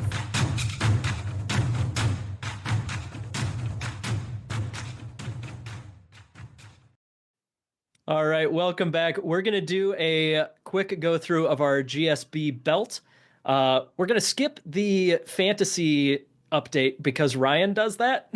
And that's like the one thing I did not have the patience to get through on my own while he was traveling. So if you're interested in our Champ Chump series, you can always join our Patreon and participate in that during the Basho. Hopefully I'm doing well. We'll see. It's been a while since I've had to do a punishment, so I don't want to break that streak. But our GSB belt, if you are a follower of GSB, you know how this works. But effectively, we've got a winner's belt and a loser's belt. The winner's belt goes to whoever beats the guy who has the winner's belt. The loser's belt is the opposite. So we started the winner's belt at the very bottom of Jonakuchi in March of last year, and that has made it all the way up to Juryo. In this tournament so far, Hidenoumi started with it. Fujiseun beat him and held it for a couple days. Roga beat him and held it for a couple days. It got all the way up to Juryo 3 East, and then inexplicably, Roga, one of the tournament leaders, lost to Tomokaze, who's doing poorly. So I don't know what happened there. But the belt is currently sitting on Tomokaze at Juryo 7 East. Our loser's belt, which at the same time, March of last year, we gave that belt to Terunofuji, and whoever loses gets the belt. So, started on Terunofuji, who lost on that first day, which was kind of what we didn't expect. But then Terunofuji beat Ura, so Ura took the belt. Then Ura beat Kirishima, so Kirishima took the belt, and so on. We wanted to see how far it fell. Fully 4 times already, it has landed on somebody who then went Kyujo. So we've had to improvise a little. But God. Regardless, the belt has made it all the way down to Mitakayumi at Maegashira 17 to start this Basho. Mitakayumi beat Toki Hayate, so Toki Hayate had the belt on day 2, and then it finally happened. We got our crossover match, and Toki Hayate beat Tama Shoho, who's Juryo 1 East. So our belt has now fallen out of the top division, ended up on Shiden, who is Juryo 4 East. So for two whole days, our loser's belt was finally below our winner's belt. The crossover had happened, but like I said, then Tomokaze got the winner's belt. So we're like roughly even right now. The loser's belt is at Juryo 4. The winner's belt is at Juryo 7. I expect by this time next Basho, they will be a bit shifted, going the other way. So we'll see how that goes. But we wanted to, Mengkin brought up during the break that we should talk about maezumo. This is not something that we cover very much on this show, obviously, because there isn't a lot of data. It's a lot of like 15 to 18-year-olds that we really don't know how good they are at sumo yet. Mengkin, why don't you start off by giving us a quick primer on what is maezumo, how it works as far as we know, okay. And then after that, we can talk about why right now is a good time to talk about it. So, right. Mengkin, what is maezumo? So my Japanese research has told me maezumo is basically a part, not tournament. It's technically not part of professional sumo. So the people that are competing in maezumo are not rikishi yet. Oh, okay. Getting out of maezumo is what makes them a rikishi. So shusei, meaning debut, they get to debut. So for March bashos, it's if you win 2 or more, you move up to Jonakuchi the next tournament. Any other basho, you need to win 3. Because March is usually where they get the most new potential rikishis, because that's when school ends. Go ahead. So anyway, so you have to win 2 this basho, and then you get to have the right to participate as a professional and to get a shikona. So you can't get a shikona until you can make it to Jonakuchi. Gotcha. So I have a question. I thought I saw something about people falling off the banzuke. And yeah, so you can. It says you can fall off the banzuke. It says if you miss Jonokuchi like completely, so not even fight a single one, then you fall off the banzuke. That's why you sometimes see guys with top knots in maezumo. Okay. And gray Yeah. hair and Yep. big bald Sure. spots. Yeah, I think it has another name called Banzuke guy or something. Yeah, banzuke That's when they, guy. like Off the drop off. banzuke, yeah. Yeah. And I remember seeing some people who are still recovering from injury. They were just show up from one match and they're just kind of stand up and get pushed out or something because they don't want to fall off the Banzuke. They want to be able to point to the where they're. My name's right here, Mom. It's right down here. Yeah. Yeah. So yeah, is there any sort of structure? Like you said, you got to get 2 wins this time around. Like how many matches are we talking in order to get your wins? I think I don't know. It says here, all I can find is it's decided by the what I call wakamono gashira. So they're not oyakata, but they don't have any stock, but they're officially coaches of the JSA. Okay. So like administrators, administrators are putting together something. So it's up to them how they make the bouts. It doesn't say how many bouts, but just you have to win 2 to make it off. So and it goes until there's no one left. I don't know if that means like it goes on to the basho, next basho, next basho, next basho. I'm not sure, but yeah, it feels kind of I don't know, loosey goosey. Maybe it doesn't feel like it's as it's certainly not as publicized unless you get somebody going through the system that's already made a splash in amateur sumo or something like that. But yeah, it's like you mentioned, March is the one where we get all the recruits, and we've got like a few dozen people that are all vying for these Jonokuchi spots. There's only currently 40 people or 38 people in Jonokuchi right now. So yeah, you can expect the Jonokuchi division to grow quite a bit. I think because Jonokuchi is 27, right? Max of 27, I think. I don't know the maximum. I just know that like Jonokuchi and Jonidan are the ones, or no, Jonidan's set at 100 ranks. Jonokuchi is the one that kind of fluctuates a little bit based on how many people are actually in sumo, right? Yeah. Anyways, though, why are we talking about maezumo this time? We're talking about that because there is one of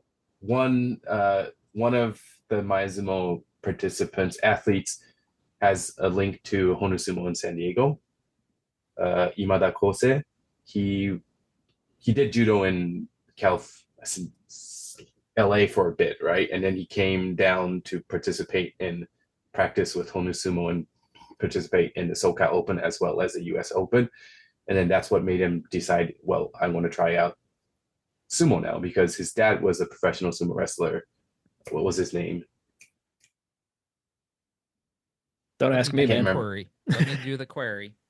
I know his name. It should pop up. Anyway, his dad was a professional sumo wrestler, and his godfather was Dejima.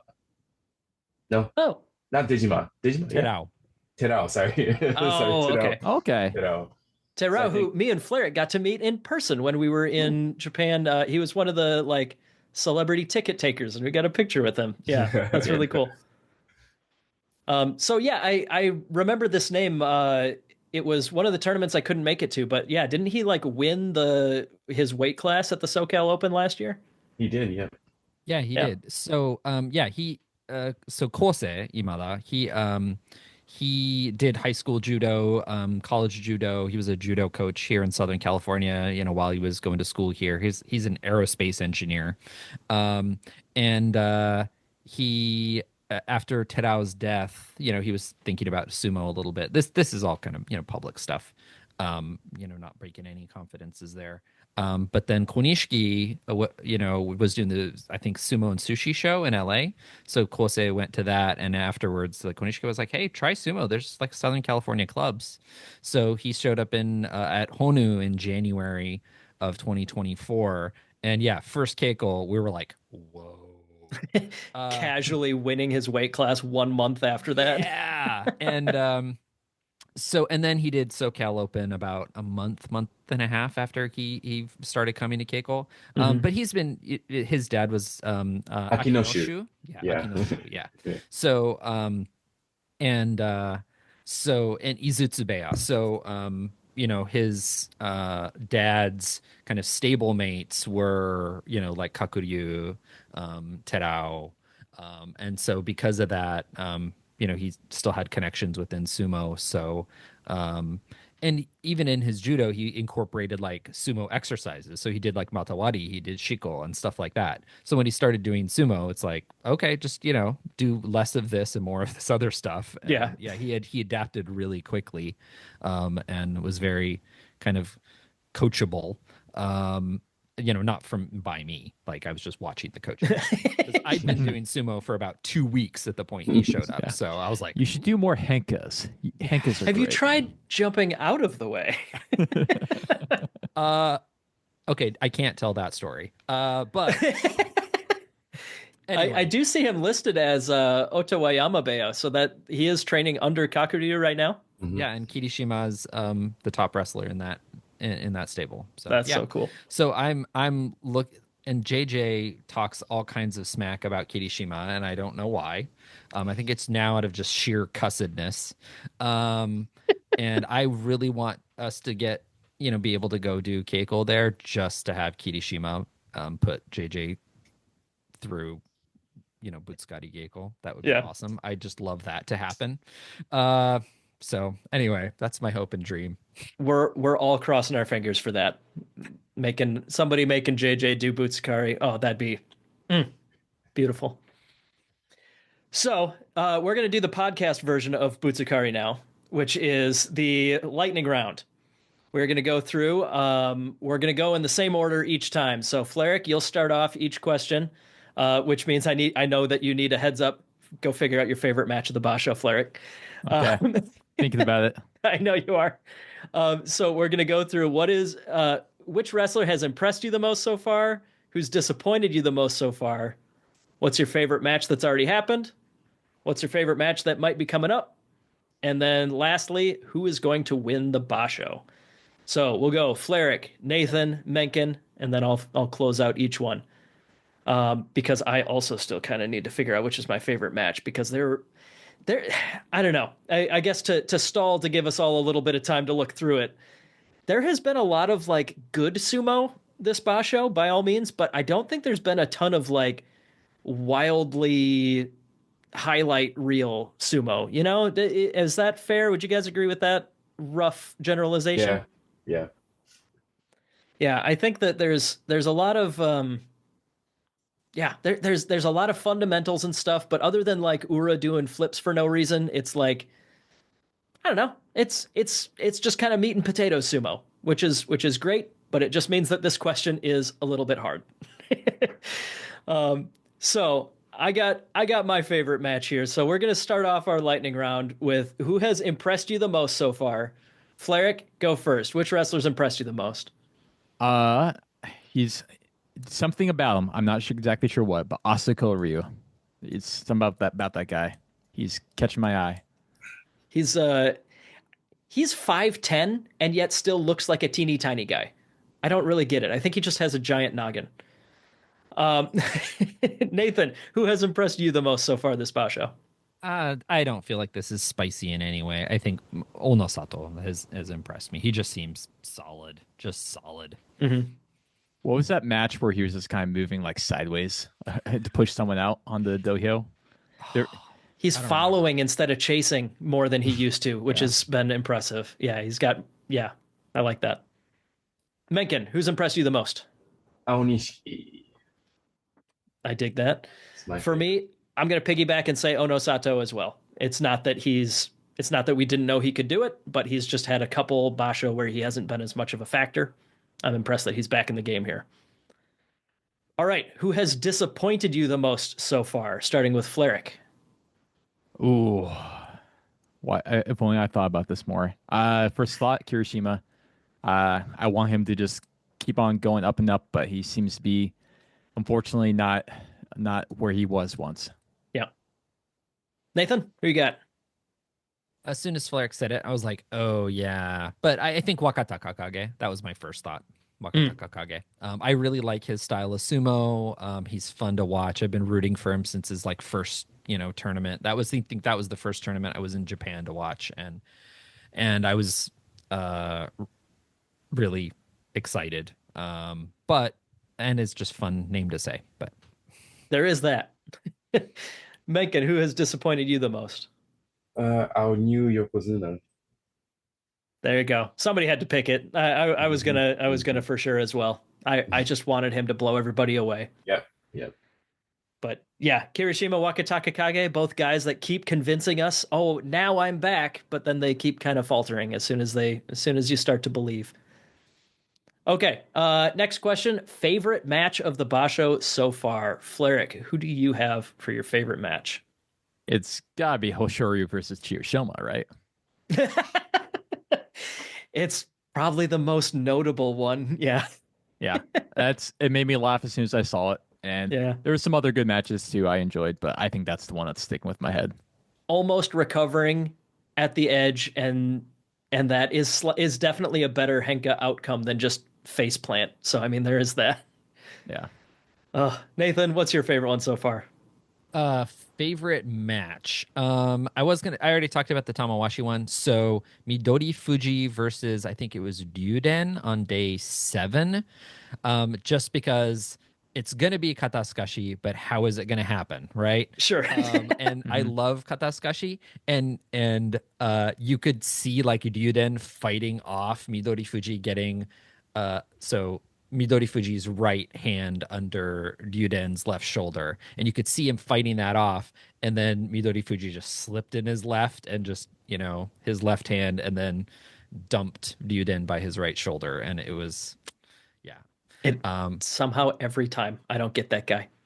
Yeah. So I love Midori Fuji's sumo. I love Kataskashi. I know he does it against Ryuden. It was kind of predictable, but I liked that Ryuden knew what Midori Fuji was trying to do, countering that, and then Midori Fuji just flipped it and executed from the other direction. So it was cool. Totally. Mencken, favorite match so far? So I had to comb through like top 5 bouts of day 7 by Don Don Sumo. Day 8. I'm at day 7 now, and I'm watching Kirishima versus Wakamoto Haru, so I'm just gonna pick that. Okay. I don't remember that one off the top of my head. What? How did that one go? Long, and then they kind of stuck in like a position, and then Kirishima just tosses Wakamoto Haru by. Sure. Let me see. What does he win by? Yeah. I don't know. Tsukiyotoshi maybe. I don't know. Sure. Yeah, there've been a couple like marathon ones that were fun. Takayasu is always the king of the marathons. My favorite one is a bit of a deep cut, but Sadanoumi versus Shirokuma ended with the most textbook Sotogake I've ever seen in my life. So they were tied up, their hips were close together, and Sadanoumi just reaches one of his feet around and trips him from behind. It was just textbook, perfect.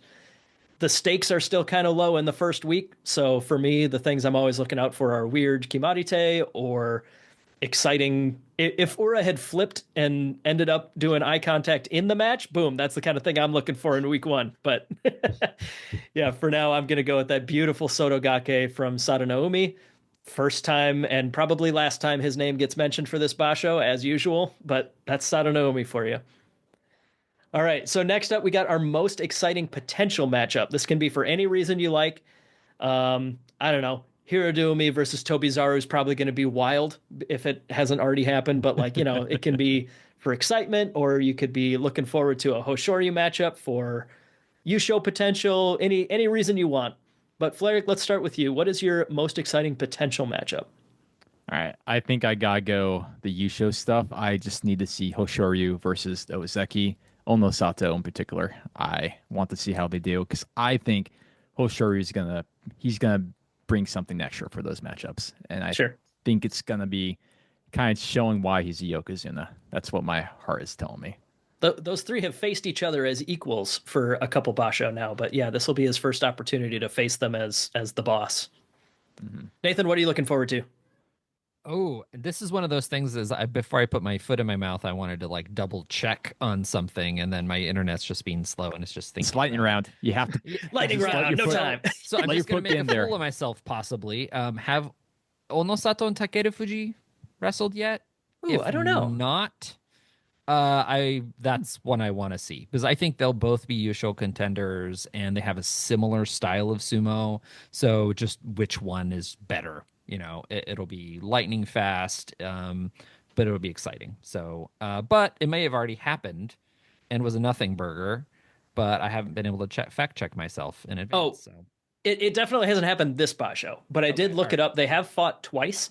A year ago, Takeru Fuji beat Onosato in his Yusho run by Oshidashi, and then Onosato returned the favor by Oshidashi in November of 2024. So yeah, they're 1-1. I'm excellent pick. I like that one too. Mencken, what is your most exciting potential matchup?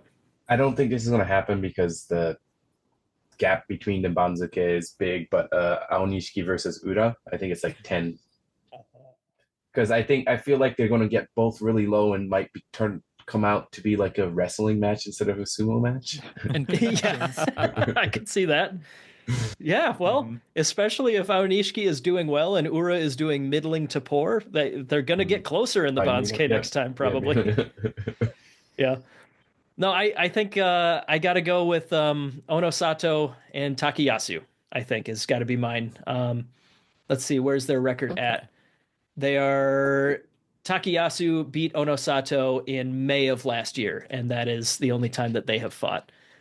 Just two guys that I really like going up against each other, and both being in that Yusho race. That's a big one for me. I have mentioned it already for Nathan and Mengkin here. I've always been a massive Takayasu fan. I mean, that's the one towel that I got up here.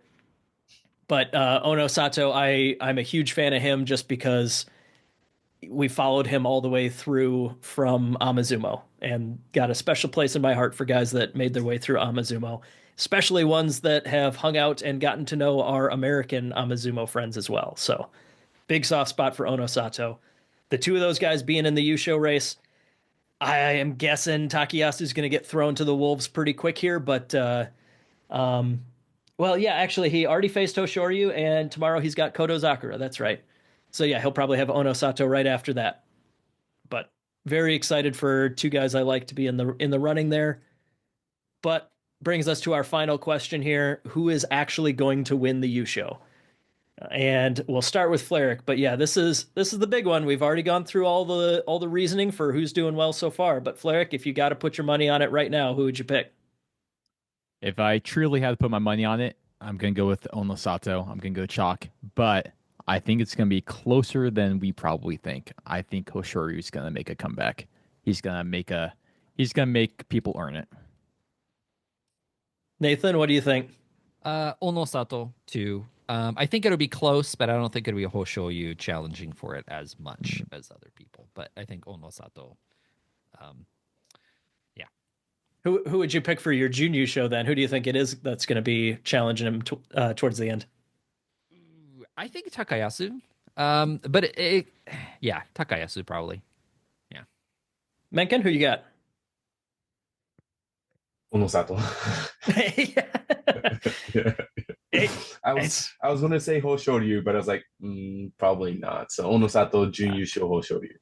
Yeah. Yeah, Onosato being 2 wins clear of anybody else in the Sanyaku is a pretty good indicator. I think you know what? Screw it. I can be hurt one more time. This is the one. Takayasu's going to take it. 8 second places. You just flip a coin enough times, it's got to come up heads every now and then, right? So I think, I don't know. Because there is nothing riding on it, I am happy to pick Takayasu to win the Yusho. But what I truly expect, I suppose, is for him to lose either day 15 or a playoff. It would be his 3rd playoff June Yusho if he were to lose it. So awesome guy for me to be a fan of. I'm wearing my Minnesota Vikings hat, so you know how my sports fandom goes. But I'm ready to believe again. Boston Red Sox fan, so I spent my entire childhood disappointed too, but still, I understand. But that means that you do also understand that tragedy eventually has to, law of averages, it's got to come out sometime, right? Yeah, it may take a few decades. Yep, let's hope that Takayasu's drought is shorter than the Boston Red Sox. Because he'll be dead then. old wrestler. Yeah. All right. Well, that's where we're gonna call it. Thank you so much. Oh, I'm sorry. We at the end here, we definitely want to shout out again. Our guests are both from Honu Sumo in San Diego, the hosts of the 2024 U.S. National Championships. I know that you guys are always interested in hosting more sumo national championships, so I imagine I'll be back to San Diego sooner or later. But specifically wanted to plug once more Maximum Effort Studios on YouTube. That's where Mengkin and JJ shoot the shit all the time. And Mengkin will constantly self-deprecate how good their stuff is. But it is very fun listening to them talk amateur sumo. And for Nathan, make sure that you check out that YouTube channel. And on Spotify, Echoes is our sumo history podcast. Nathan has been doing a spectacular job as the lead researcher and showrunner on that one, and also the lead cat wrangler for the show. They just do not let you be, do they? No, and this one refuses to jump. He will just put his front paws on my leg and dig in his claws until I pick him up. So that's why I have to pick him up like a kitten. Oh, what a baby. That's the best kind of cat. Yeah, there you go. There's the cat tax. All right. Well, thank you for joining us, everybody. Mengkin, Nathan, it's been an honor. Sad to say we got to have our regular hosts back for our recap, but thanks so much for joining us. Can you just kick them out? We'll be on every week, every time you film, yeah. Or you can do it a 6-person thing. There you go. If we had my vote, they'd be gone. Yep. It'd be all fingers pointed up all the time with 6 people. Yes. Yeah, 4 or 5 fingers up at a given time. Yeah, we all want to talk. Oh, man. No, it's going to be great here. So thank you for listening to Grand Sumo Breakdown. Until next time, throw your salt high and keep moving forwards.